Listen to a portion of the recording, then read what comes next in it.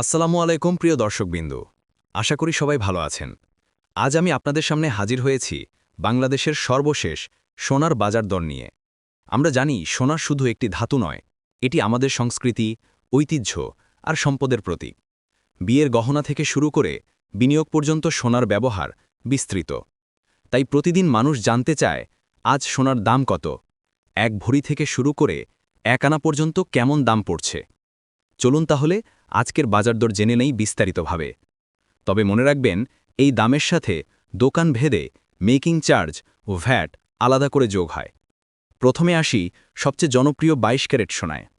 আজকের দিনে ২২ ক্যারেট সোনার প্রতি ভরির দাম হচ্ছে প্রায় ১,৯৪,৯৬৯ টাকা। এখন একে ছোট ছোট ভাগে হিসেব করি।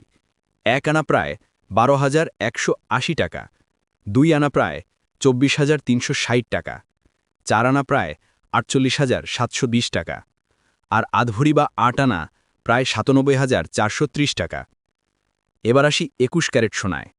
২১ ক্যারেট সোনার প্রতি ভরির দাম আজ ১,৮৬,০০৬ টাকা, এক আনা প্রায় ১১,৬২৫ টাকা, আর আধভরি বা ৮ আনা প্রায় ৯৩,০০০ টাকার মতো। পরেরটা হলো ১৮ ক্যারেট সোনা।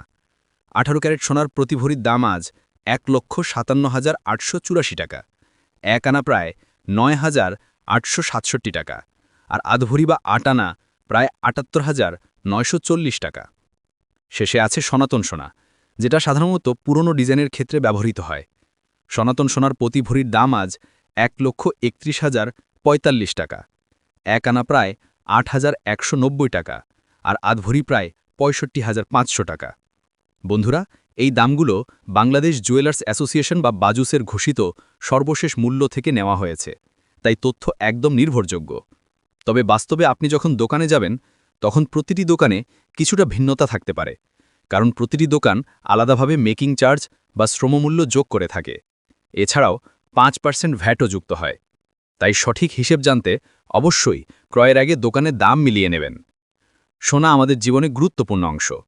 অনেকে বিনিয়োগের জন্য কিনে রাখেন, আবার অনেকে গহনা তৈরির জন্য ক্রয় করেন। সোনার দাম ওঠানামা করে আন্তর্জাতিক বাজারের সাথে সমন্বয় করে, তাই প্রতিদিনের আপডেট জানা খুবই জরুরি।